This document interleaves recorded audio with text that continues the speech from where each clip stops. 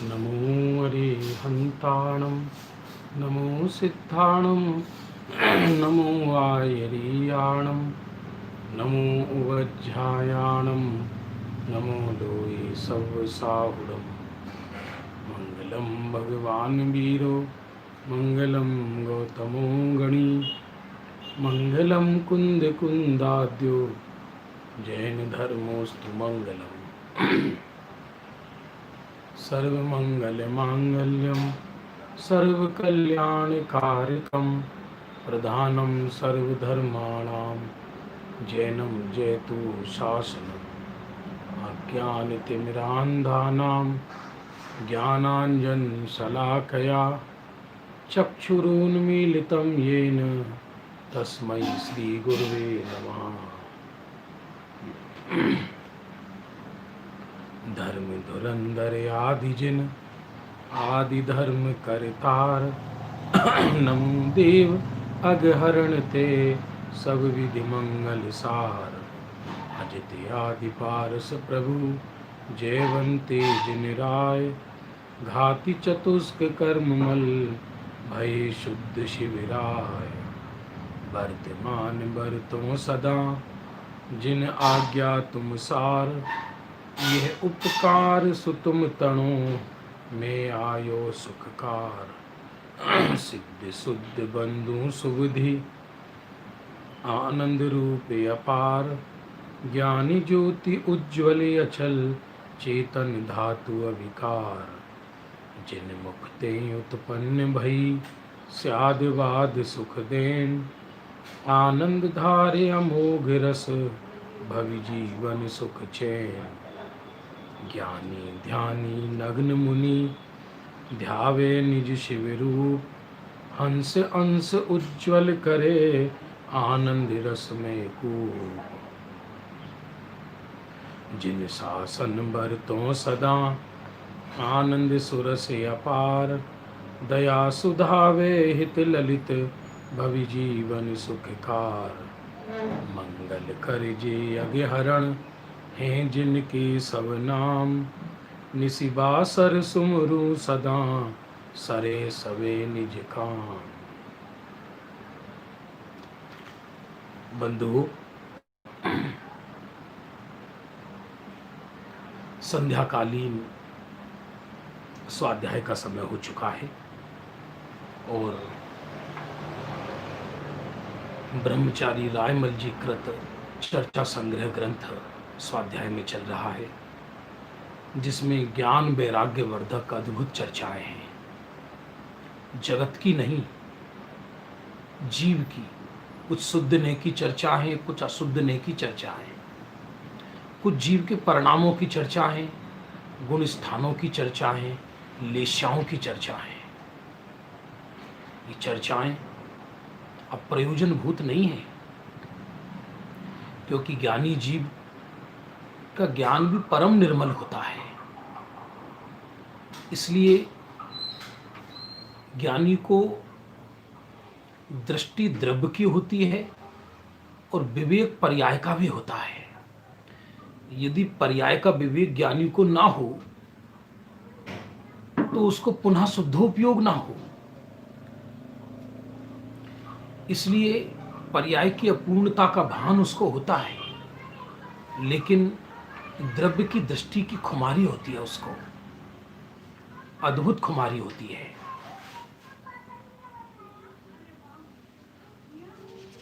कल अपन यहां तक पहुंच गए थे कि छयों लेस्या का उत्कृष्ट और जघन्य काल क्या है।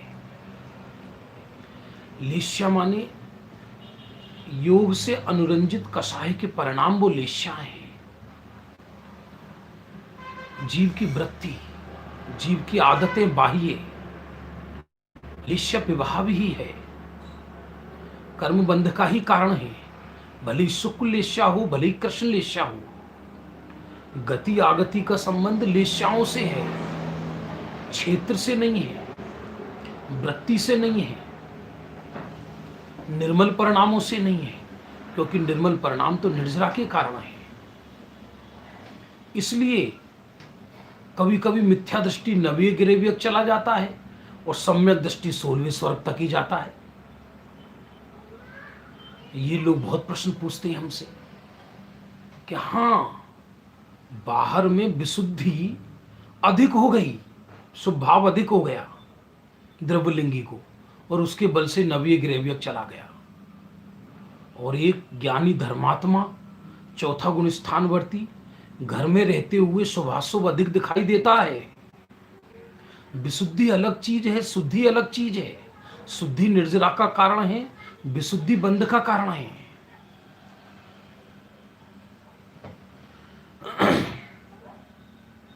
इस सायकालीन चर्चा प्रातःकालीन चर्चा से बिल्कुल भिन्न है। ये ज्ञान का विषय है, प्रातःकाल का दृष्टि का विषय है। अब देखिए 157 नंबर की चर्चा बायोलॉजी की है। सुनो कैसी गजब की चर्चा है। गिंजाई, गिंजाई जिसको बोलते हैं, जोंक जो खून पीती है, मक्षिका माने मक्खी, आदि सम्मूर्छन पंचेंद्रिय पर्यंत युगल परस्पर संभोग क्रिया में जुड़ते दिखाई देते हैं। पहले तो ये समझना, एक इंद्रिय से असंगी तक सब सम्मूर्छन होते हैं। एक इंद्रिय, दो इंद्रिय, तीन इंद्रिय, चार इंद्रिय सम्मूर्छन जीव कहलाते हैं। उस सम्मूर्छन जीव कोई माता पिता के गर्भ से नहीं होते, लेकिन ये परस्पर जुड़ते हुए दिखाई देते हैं। शिष्य का प्रश्न है, सो यह तो सभी नपुंसक हैं, इनके मैथुन जैसी चेष्टा कैसे होती है? प्रश्न तो प्रश्न है। जैन दर्शन में एक इंद्री, दो इंद्री, तीन इंद्री, चार इंद्री और असंगी जीव नपुंसक होते हैं, असंगी तक। और संगी जीव कुछ नपुंसक भी होते हैं और कुछ स्त्री पुरुष भेद वाले भी होते हैं। जैसे नार की संगी है लेकिन नपुंसक है।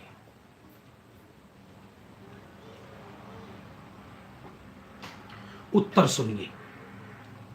एक इंद्रिय आदि सम्मूर्छन पंचेंद्रिय पर्यंत सभी नपुंसक वेदी हैं, परंतु इनमें स्त्री पुरुष से भी अधिक काम संज्ञा की तीव्रता है।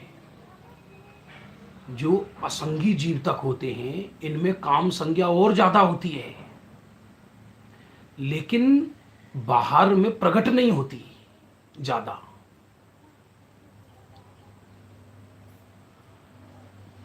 सो एक इंद्री के तो काम वांछा केवल ज्ञान गम्य है।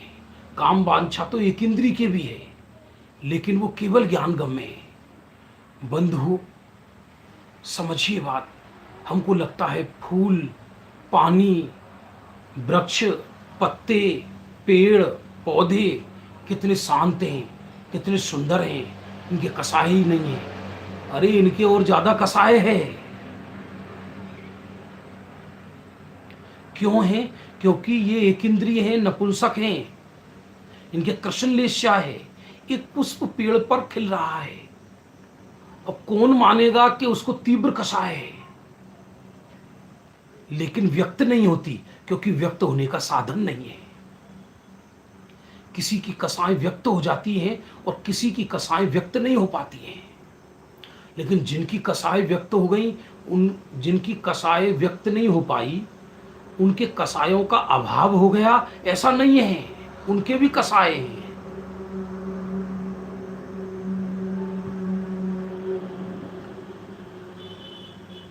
इसलिए एक इंद्री की और ज्यादा कसाय है, तीव्र कृष्णलेशा है, आग में जलता है अंदर से, लेकिन वो केवल ज्ञान गम्य है।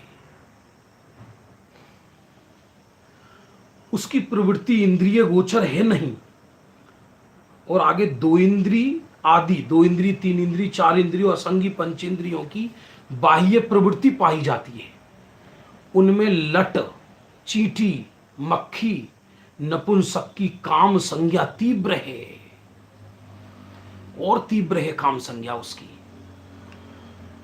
सो पर स्पर्श करके सुखी होते हैं, माने एक मक्खी दूसरी मक्खी को स्पर्श करके सुखी होती है।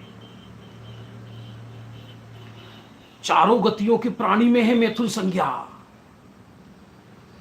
अरे सच पूछा जाए, प्राणी मात्र में है ये, आहार, भय, मैथुन और परिग्रह, ये चार संज्ञा पशु और मनुष्यों में सब में समान है। हर किसी को आहार चाहिए, हर कोई डरा हुआ है, हर कोई काम संज्ञा से पीड़ित है, हर व्यक्ति परिग्रह चाहिए। और ये चारों संज्ञा ही संसार का कारण है। ज्ञानी जीवों को चारों संज्ञा में से सुख बुद्धि खत्म हो जाती है, एक आत्मा के अंदर सुख बुद्धि आ जाती है, फिर धीरे धीरे वो संज्ञाएं नष्ट होने लगती हैं। अंतर कुछ नहीं है पशु और मनुष्यों में। पढ़े लिखे और अनपढ़ों में भी कोई अंतर नहीं है। अंतर इतना है, पाप करने की सभ्यता आ जाती है पढ़ाई करने में। जैसे अनपढ़ व्यक्ति बैठ के खाता है जमीन में हाथ से, और पढ़ा लिखा व्यक्ति डाइनिंग टेबल पे खाता है हाथ में कांटे लेकर। पहले दिल में ही कांटे थे, अब हाथ में भी कांटे आ गए। पाप करने के स्टैंडर्ड बढ़ जाते हैं। पुण्यवान माने जिसके पाप का स्टैंडर्ड बढ़ गया। अंतर कुछ नहीं है। एक असभ्य पापी है, एक सभ्य पापी है। आत्मज्ञान के बिना पाप ही पाप है, और पुण्य पाप में भी कोई अंतर नहीं है। जिसे हम पुण्य कह रहे हैं वो पुण्य भी। हाँ, ये प्रश्न है, एक इंद्रिय में भी परिग्रह संज्ञा किस प्रकार है? परिग्रह अकेला कोई बाह्य परिग्रह ही थोड़ी है। कषाय है या नहीं है? 14 अंतरंग परिग्रह हैं। उसको कषाय की तीव्रता है तो परिग्रह हुआ या नहीं हुआ? ठंड होती है तो पेड़ पत्ते सुकड़ जाते हैं तो डर लगा या नहीं लगा? अंदर काम कषाय की आग में जलता है। यदि पानी ना मिले पीने को पेड़ों को तो पेड़ सूख जाते हैं, तो आहार संज्ञा है या नहीं है? सूरज की तीव्र रोशनी हो तो सूरजमुखी का फूल को सूर्य अच्छा लगता है तो सूर्य की तरफ चले जाता है सर्दी में।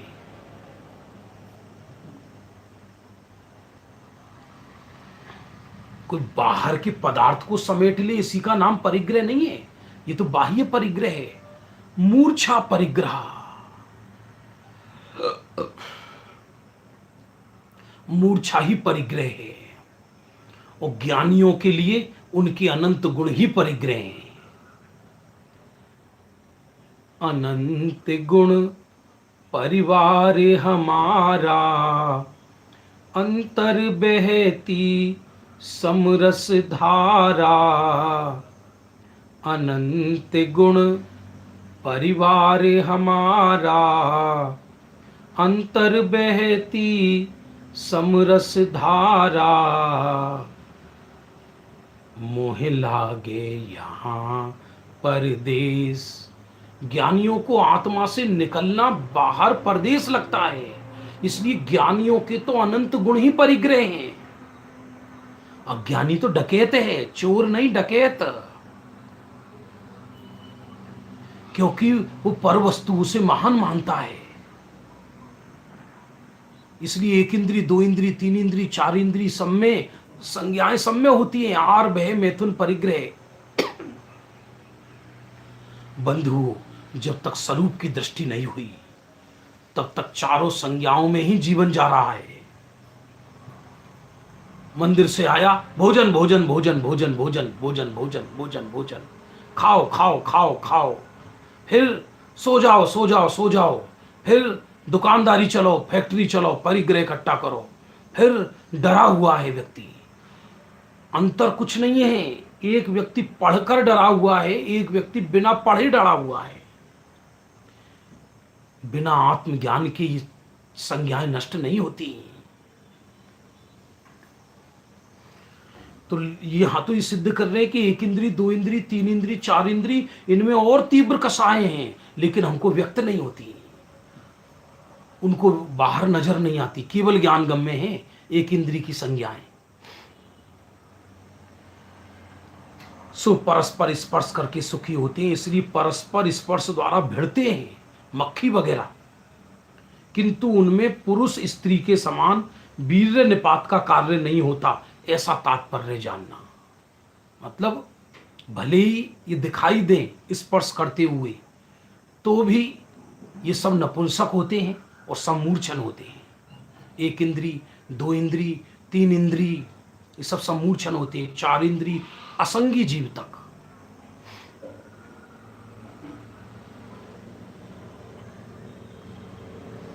बड़ी मुश्किल से हम यहां तक आए हैं।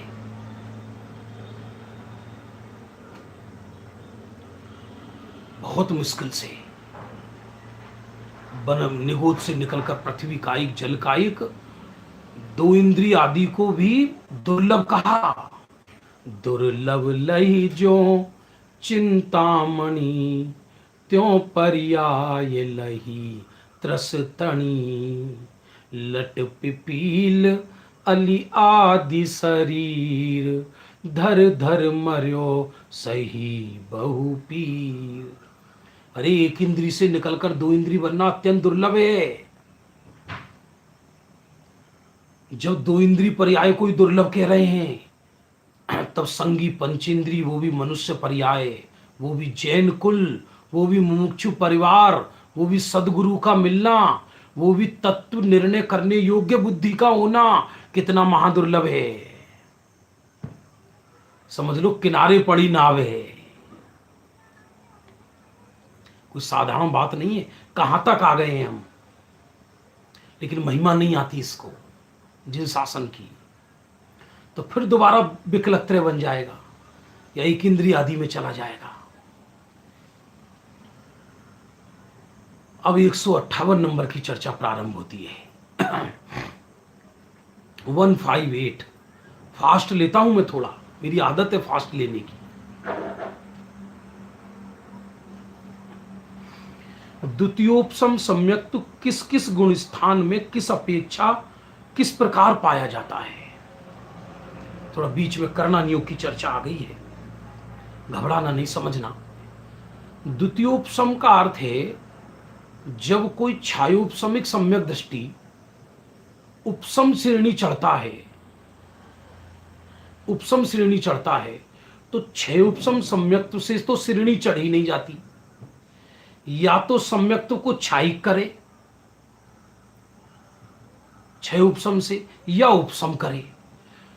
तो जब वो उपसम श्रेणी चढ़ता है और छय उपसम से उस समय औपसमिक सम्यक्त्व होता है, उसको द्वितीयोपसम सम्यक्त्व कहते हैं। प्रथमोपसम सम्यक्त्व का अर्थ ये नहीं जो पहली बार हो सो प्रथमोपसम, जो दूसरी बार हो सो द्वितीयोपसम, ऐसा नहीं। एक परिस्थिति विशेष मुनि श्रेणी चढ़ते वक्त जब छह उपसम सम्यक्त्व को उपसम रूप किया जाता है, उसको द्वितीयोपसम कहते हैं। और बाकी परिस्थिति में जब जीव को साधारण सम्यक्त उपसम सम्यक्त होता है, उसको प्रथमोपसम कहते हैं।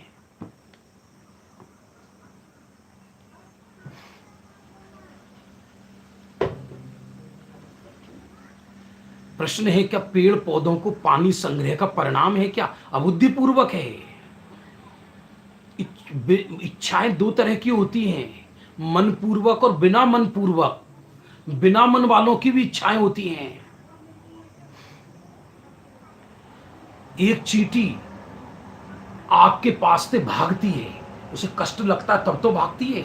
एक चींटी को शक्कर खाने की इच्छा होती है नहीं होती है। इसलिए मन पूर्वक भी होती है, बिना मन पूर्वक भी होती है। लेकिन अंतर इतना है कि पाप का फल जैसे जैसे इंद्रियां ज्यादा होती जाएं, पाप का फल उतना ज्यादा लगता है। एक इंद्री मर के नरक नहीं जाता। एक इंद्री, दो इंद्री, तीन इंद्री, चार इंद्री मरकर नरक नहीं जाती। केवल पंच इंद्री जीव ही नरक जाता है। असंगी जीव भी जाए तो केवल प्रथम नरक तक ही जा पाता है, इससे आगे नहीं जा पाता।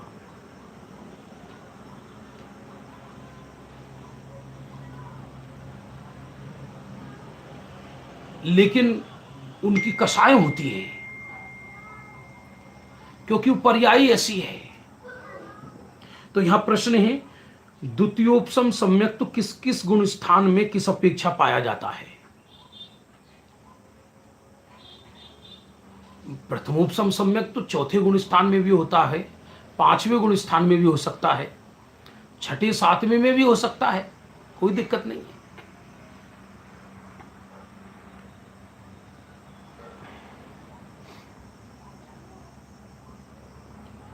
तो देखिए, द्वितीयोपसम सम्यक्त्व छायोपसमिक सम्यक्तुधारी को उपसम श्रेणी मानते समय 8वें से 11वें गुण स्थान तक पाया जाता है। इसके नीचे उसका प्रारंभ नहीं होता। सीधी बात है, 8वें से 11वें तक द्वितीय उपसम होता है। और नास्तित्व, परंतु गिरने की अपेक्षा, ये चढ़ने की अपेक्षा है, गिरने की अपेक्षा अर्थात श्रेणी से गिरती हुई दशा में 11वें से लगाकर 4थे गुण स्थान तक पाया जाता है। यदि कोई जीव द्वितीय उपसम से गिरे तो 11वें से गुण के उतर के 10वें में आता है, 9वें में आता है, 8वें में आता है, फिर 7वें में, 6ठे में, 5वें में, 4थे तक आ जाता है, 4थे में, और मिथ्यात्व में भी जा सकता है, पर यहां तो सम्यक्त्व की चर्चा है।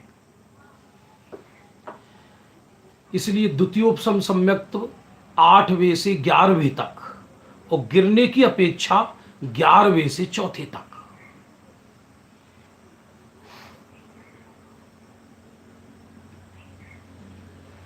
किसी ने पूछा था मेरे से प्रश्न, शायद हमारे सिद्ध प्रकाश जी ने पूछा कि कोरोना जो फैला हुआ है ये कौन से इंद्रिय जीव है।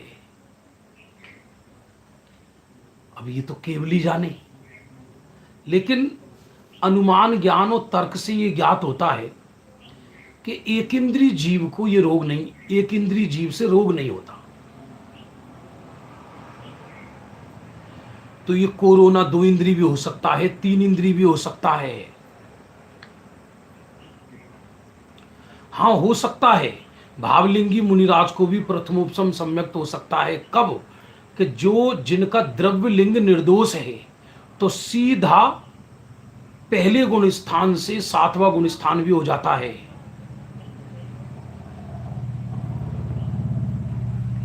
और कोई निर्दोष द्रव्यलिंगी हैं और उनको मिथ्या दृष्टि थे, लेकिन उनको पहले सम्यक्त नहीं हुआ, फिर सम्यक्त हो गया, तो उपसम सम्यक्त, तो प्रथमोपसम कहलाएगा, उसमें कोई दिक्कत नहीं।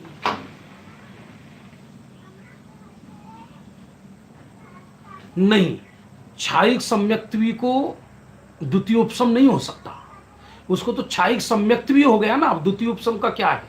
छायिक सम्यक्त्वी उपसम श्रेणी तो चढ़ सकता है, लेकिन द्वितीयोपसम सम्यक्त नहीं हो सकता।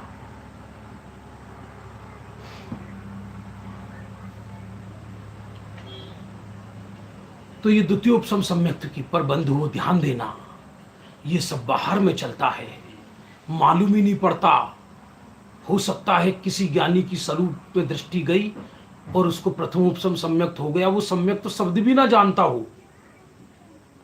कोई ज्ञानी मुंह से ये नहीं कह सकता कि मुझको प्रथमोपसम है, द्वितीयोपसम है या छयोपसम है। ये तो अमूर्तिक भाव है, केवल ज्ञान गम्य है।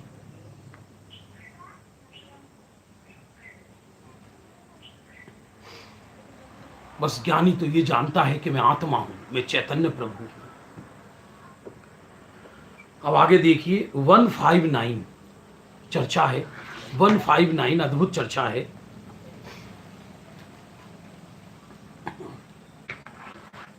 आहारक योग, मन पर्य ज्ञान और परिहार विशुद्धि संयम किस वेद के उदय होने पर नहीं हो सकते? आहारक योग माने आहारक शरीर वाले को होगा, मन पर्य ज्ञान और परिहार विशुद्धि संयम। उत्तर, उपर्युक्त तीनों ही स्त्री वेद और नपुंसक वेद के उदय रहने पर नहीं हो सकते। किसी के स्त्री वेद का उदय है और नपुंसक वेद का उदय है, तो आहारक शरीर की क्रिया नहीं हो सकती, मन पर्य ज्ञान नहीं हो सकता, परिहार विशुद्धि संयम नहीं हो सकता। पुरुष वेदी के ही होते हैं, और पुरुष वेदी के भी उन तीनों में से एक काल में एक ही होता है, युगपत दोनों या तीनों नहीं होते। एक समय में एक चीज होगा, या तो आहारक शरीर का आहारक योग होगा, या मन पर्य ज्ञान होगा, या परिहार विशुद्धि संयम होगा। अब वैसे ही लंबा विषय है, तो आप कहोगे परिहार विशुद्धि संयम कौन सा होता है? ये बहुत उत्कृष्ट संयम होता है जिनके निमित्त से बाहर में जीव हिंसा नहीं होती।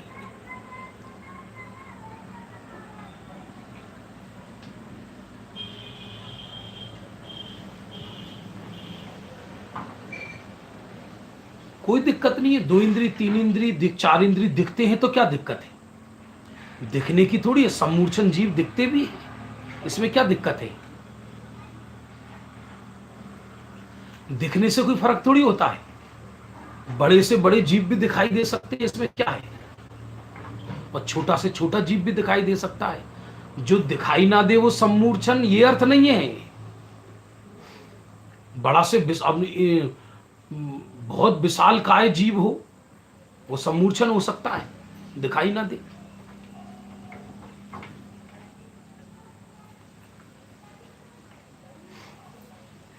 प्रश्न है, क्या मुनिराजों के स्त्री वेद नपुंसक वेद होता है? भाव की अपेक्षा हो सकता है। द्रव्य से तो पुरुष वेदी है, लेकिन भाव में हो सकता है।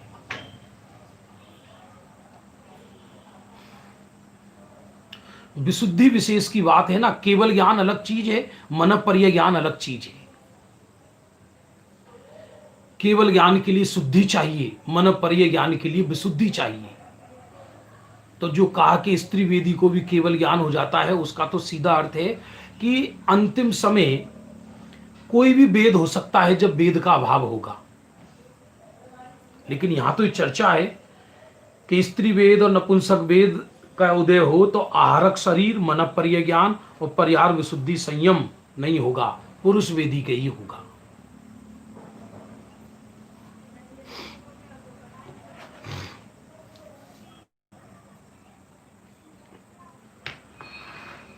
अब आगे की चर्चा प्रारंभ करते हैं। 160 नंबर की चर्चा। प्रथमोपसम सम्यक्त्व में आयु का बंध होता है या नहीं? प्रथमोपसम सम्यक्त्व में आयु का बंध नहीं होता।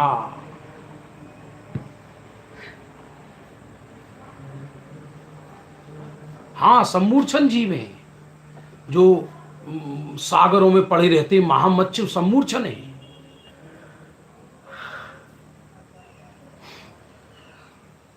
इसलिए असंगी तक तो सम्मूर्छन ही होते हैं। हाँ, भाव स्त्रीवाद वेद वाले के मोक्ष हो सकता है, कोई दिक्कत नहीं है। लिखा है तीनों लिंग से मुक्ति बताई है सिद्धांतों में, लेकिन भाव वेद की बात है। तो असंगी तक तो सम्मूर्छन ही होते हैं, संगी में सम्मूर्छन भी होते हैं और गर्भज भी होते हैं।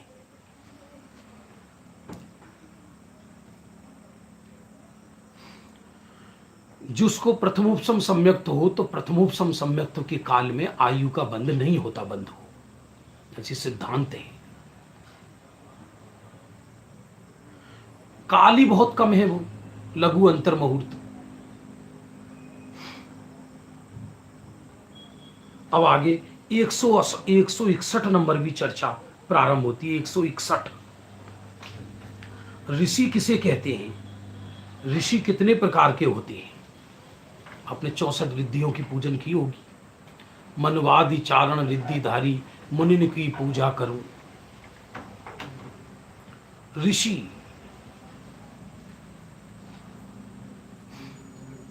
तो रिद्धि के धारक को ऋषि कहते हैं। क्या कहा? अब ये जो मनःपर्य ज्ञान के विषय में प्रश्न आ रहा है, बस इसमें अपने को ज्यादा लॉजिक नहीं समझ में आ रहा।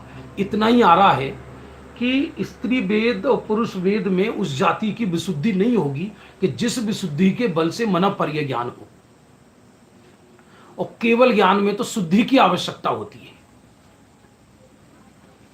मनःपर्य ज्ञान विशुद्धि से होता है। शुद्धि और विशुद्धि में अंतर है। ऐसा हो सकता है किसी को मनःपर्य ज्ञान ना हो और केवल ज्ञान हो जाए। अवधि ज्ञान और मनःपर्य ज्ञान का साधना से संबंध नहीं है, ये रिद्धियां हैं। वैसे तो केवल ज्ञान को भी रिद्धि कहा है 64 रिद्धि में, चलिए आगे देखिए। रिद्धि के धारक को ऋषि कहते हैं। उसके 4 वेद हैं। राज ऋषि, विक्रिया और अक्षीण रिद्धि के धारक को राज ऋषि कहा।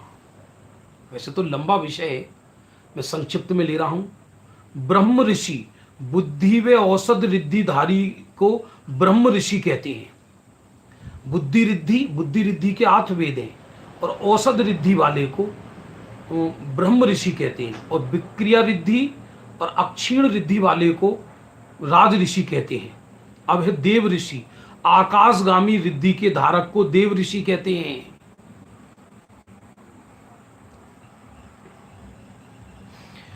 अंडज सम्मूर्छन कैसे होंगी? अंडा तो गर्भ से निकलता है। अंडज अलग है, सम्मूर्छन अलग है।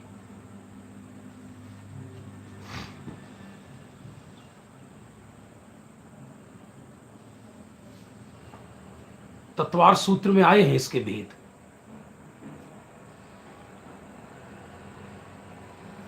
अंडज, पोतज, जरायुज माने गर्भज जीव के जन्म 3 तरह के हैं। अंडज, पोतज और जरायुज।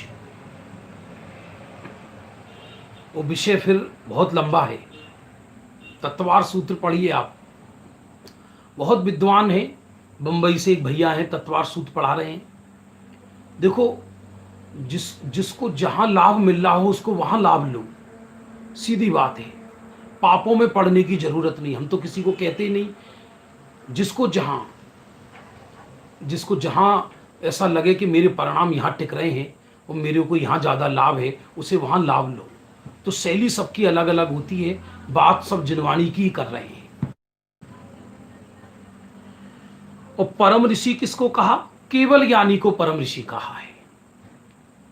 इस प्रकार 4 भेद श्री चामुंडा राय जी कृत श्रावकाचार में कहे हैं। राज ऋषि, ब्रह्म ऋषि, देव ऋषि और परम ऋषि। निश्चय से सब साधु हैं।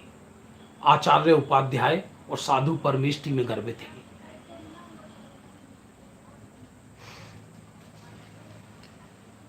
अब एक चर्चा 162 नंबर की।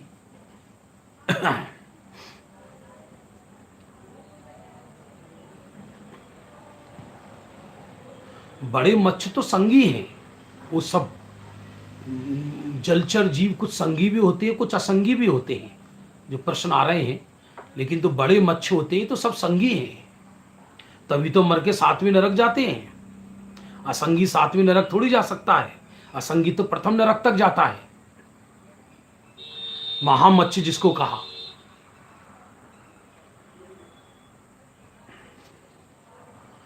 एक 162 नंबर की चर्चा। गत्यागत्य के संबंध में कोई विशेष चर्चा संक्षेप में बतलाइए। वैसे गति आगति की चर्चा लंबी है बहुत। कौन जीव मरकर कहां जाता है, कौन जीव मर के कहां से आता है, चारों गतियों की 24 ठाणा में है। वैसे संक्षिप्त में 8 दिन का विषय है वो। देवगति का जीव मर के कहां कहां जा सकता है और कहां से आता है। नरक गति का जीव निकलकर कहां कहां पैदा हो सकता है और कौन कौन जीव नारकी बनता है। मनुष्य जीव निकलकर कहां कहां से जा सकता है और मनुष्य गति में कौन कौन आ सकता है। त्रियंच गति वाला जीव कहां कहां जा सकता है और त्रियंच गति में जीव कौन कौन आ सकता है। इसको कहते हैं गति आगति। मक्खी अंडज नहीं है, मक्खी अंडज नहीं है, चींटी भी अंडज नहीं है। महामच्छ संगी जीव है। ये इसका समाधान किया है आचार्यों ने।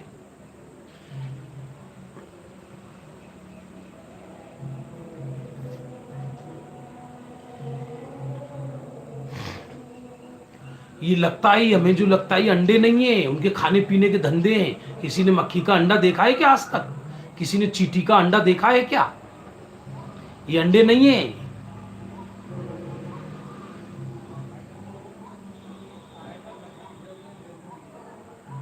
हाँ, क्या महामच्छ सम्यक दृष्टि भी हो सकते हैं, कोई दिक्कत नहीं है। आगति माने आना और गति माने जाना। देखो संक्षिप्त चर्चा आज करते हैं इसकी, गति आगति की। देव सप्रतिष्ठित प्रत्येक वनस्पति में उत्पन्न नहीं होते। वैसे गति आगति की चर्चा एक दूसरा चर्चा संग्रह ग्रंथ है, इसका नाम है चर्चा शतक। ये है दयानंद राय जी का। ये वाली चर्चा इसमें थोड़ी सी विस्तार से है, तो मैं इसमें से ले रहा हूं। ये चर्चा शतक में से ले रहा हूं गति आगति की चर्चा। इसमें बहुत संक्षिप्त है और इसमें थोड़ी विस्तार से है। तो पहले मैं चर्चा संग्रह वाली ले रहा हूं और फिर चर्चा शतक वाली आज समय नहीं हुआ तो कल लेंगे।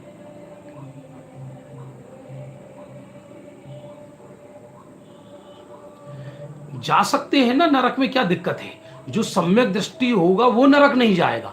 तो सारे मच्छ थोड़ी सम्यक दृष्टि होते हैं, कोई पंचम गुण स्थान तक होती है। मिथ्या दृष्टि की बात चल रही है, जो मच्छ नरक जाता है।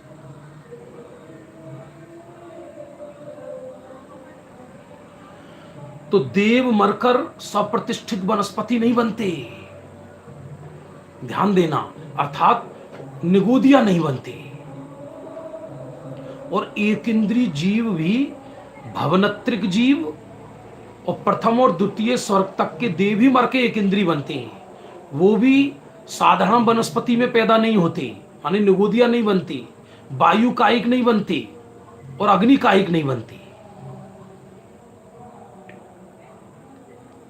सर्वार सिद्धि लोकांतिक देव, सर्वार सिद्धि के देव लोकांतिक देव, दक्षिण दिशा के 6 इंद्र, 12 इंद्र माने ना 16 स्वर्ग के, तो सीधे हाथ के, उल्टा सीधा, दक्षिण के 6 इंद्र और इन्हीं के 24 लोकपाल कहलाते हैं।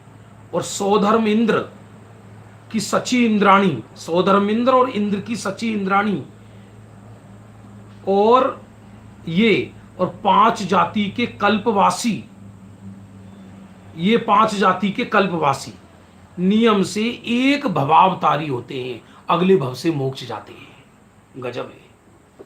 और एक ग्रंथों में ऐसा लिखा, सौधर्म इंद्र जब निर्वाण को प्राप्त, जब सौधर्म इंद्र स्वर्ग में रहते हैं, उनकी जन कितनी इंद्राणियां मुनि बनकर कर्म काट के मुख चली जाती हैं। तब तक इंद्र, क्योंकि इंद्राणियों की आयु पल्लियों में होती है और इंद्रों की आयु सागरों में होती है, और सागर के आगे पल्ले टिलटिली के बराबर है।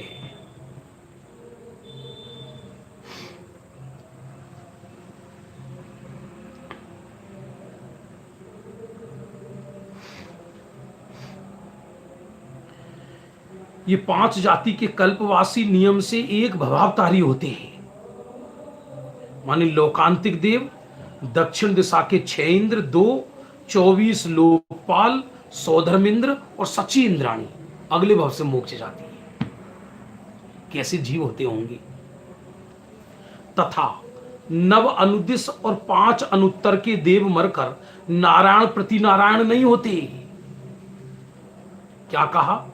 5 अनुत्तर, 9 अनुदिश और 5 अनुत्तर के देव मरकर नारायण प्रति नारायण नहीं होते, ऐसा जानना। क्यों नहीं होते? क्योंकि नारायण प्रति नारायण तो मर के नरक जाते हैं।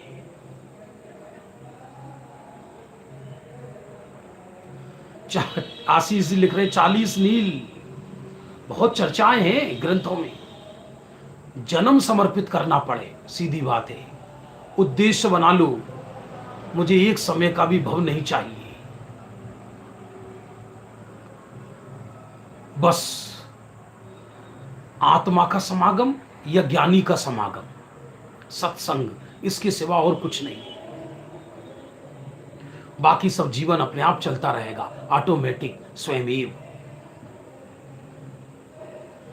यह कथन श्री वीर नंदी कृत चारित्र सार ग्रंथ में गत्यागत्य में वर्णन कहा है। अब गति आगति का वर्णन थोड़ा सा विस्तार से चर्चा शतक में है। ध्यान देना, ये चर्चा शतक है दयानंद राय जी की, ये चर्चा संग्रह है ब्रह्मचारी रायमल जी की। ये अभी ये चल रही है इस समय, और ये भी बहुत अद्भुत है। ये चर्चा शतक है, इसमें 100 चर्चाएं हैं। तो इसमें गति आगति का वर्णन बहुत गजब का है। मैं ले रहा हूं 5-7 मिनट और। 7वें नरक से निकलकर जीव क्रूर पंचेंद्रिय पशु होता है, मनुष्य नहीं। ये चर्चा नंबर 88 है चर्चा शतक की। कोई 7वें नरक से निकलेगा प्राणी तो क्रूर पशु बनेगा, सिंह, मनुष्य नहीं बन सकता। 7वें नरक में व्यक्ति सम्यक दर्शन लेकर भी नहीं जाता और सम्यक दर्शन लेकर भी नहीं निकलता। हाँ, 7वें नरक में सम्यक दर्शन हो सकता है, लेकिन जब वो निकलेगा तब वो खंडित हो जाता है। 6ठे नरक से निकलकर जीव मनुष्य हो जाता है, परंतु महाव्रत धारण नहीं कर सकता। 6ठे नरक से निकलकर जीव मनुष्य तो बन सकता है, लेकिन मुनि नहीं बन सकता। उसको महाव्रत धारण करने के भाव आएंगे ही नहीं। क्रूर मनुष्य टाइप का होगा वो। कदाचित मंद कसाई भी हो जाए तत्व ज्ञान के बल से, लेकिन मुनि नहीं बन सकता, महाव्रत धारण नहीं कर सकता। और 5वें नरक से निकलकर जीव मनुष्य भी बन सकता है और मुनिराज भी बन सकता है, परंतु मोक्ष नहीं जा सकता। ये सिद्धांत समझ लेनी चाहिए। अध्यात्म और सिद्धांत में विरोध नहीं आना चाहिए। कभी कभी हम बिना जाने ये भी कह देते हैं कि 7वें नरक से निकलकर जीव मनुष्य बन के कर्म काट के मोक्ष चला जाता है। ऐसा नहीं है। 7वें नरक से निकलकर मनुष्य बनकर भी जीव मोक्ष नहीं जा सकता। 6ठे नरक से निकलकर भी जीव मोक्ष नहीं जा सकता। और 5वें नरक से निकलकर जीव मनुष्य तो बन सकता है, मुनि भी बन सकता है, किंतु मोक्ष नहीं जा सकता। इसका सीधा सिद्धांत हुआ 7वां नरक, 6ठा नरक और 5वें नरक तक के जीव वहां से निकलकर मनुष्य तो बन सकते हैं, पशु भी बन सकते हैं, मनुष्य भी बन सकते हैं। 5वें नरक का निकला जीव और महाव्रत भी धारण कर सकता है, लेकिन मोक्ष नहीं जा सकता। 7वें नरक का तो मनुष्य बनता ही नहीं है।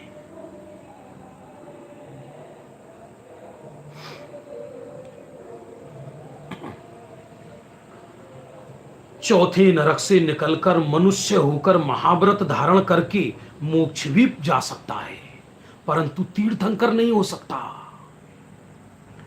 चौथे नरक से निकलकर मनुष्य भी बन सकता है, मुनि भी बन सकता है और मोक्ष भी जा सकता है, पर तीर्थंकर नहीं बन सकता।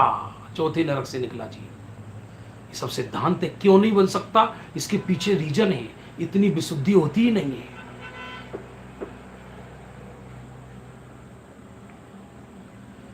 तीसरे, दूसरे और पहले नरक से निकलकर अचिंत्य विभूति का धारक तीर्थंकर भी हो सकता है। जय हो। पहले नरक, दूसरे नरक और तीसरे नरक से निकला जीव तीर्थंकर भी हो सकता है। अब आप दिमाग लगाओ, कल तक दिमाग लगाना। कल मैं आपसे प्रश्न पूछूंगा कि पहले नरक से निकला जीव तीर्थंकर होता है, ये तो समझ में आता है, क्योंकि किसी को क्षायिक पहले नरकायु का बंध हो गया और बाद में क्षायिक सम्यक दर्शन हुआ और तीर्थंकर प्रकृति का बंध हुआ, तो प्रथम नरक गया। लेकिन द्वितीय तृतीय नरक तो जीव सम्यक दर्शन सहित जा ही नहीं सकता। फिर दूसरे तीसरे नरक से निकलकर जीव तीर्थंकर कैसे बनता है? समाधान आज ही कर देते हैं आप, कल तक के लिए फिर आप सोचते रहोगे। किसी जीव को क्षय उपशम सम्यक्त्व में, सुनना, क्योंकि तीनों ही सम्यक्त्व में तीर्थंकर प्रकृति का बंध होता है, तो किसी को औपसमिक सम्यक्त्व में या क्षय उपशमिक सम्यक्त्व के काल में तीर्थंकर प्रकृति का बंध हुआ, समझना।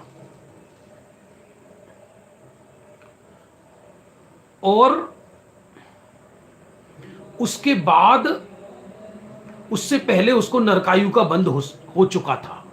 उससे पहले उसको नरकायु का बंध हो चुका था और सम्यक्त्व सहित प्रथम नरक ही जा सकता है। लेकिन उपसम सम्यक्त्व था और क्षय उपसम सम्यक्त्व था, लघु अंतर मुहूर्त के लिए छूट गया। और दूसरे तीसरे नरक चला गया, वहां जाकर तत्काल सम्यक्त हो गया। और तीर्थंकर प्रकृति तो थी। अब वहां से जब निकल के पहले छायिक सम्यक दर्शन करता है, और तीर्थंकर प्रकृति तो है ही साथ में, फिर वो कर्म काट के मोक्ष चला जाता है। ऐसे द्वितीय तृतीय नरक से निकलने वाला जीव भी तीर्थंकर हो जाता है।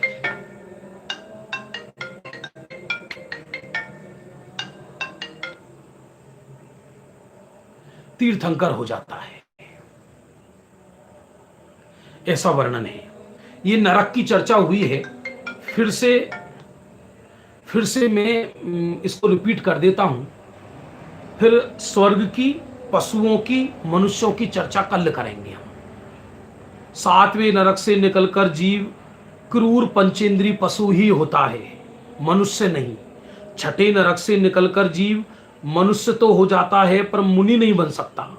पांचवी नरक से निकला जीव मनुष्य भी बन जाता है, महाव्रत भी धारण कर सकता है, पर मोक्ष नहीं जा सकता।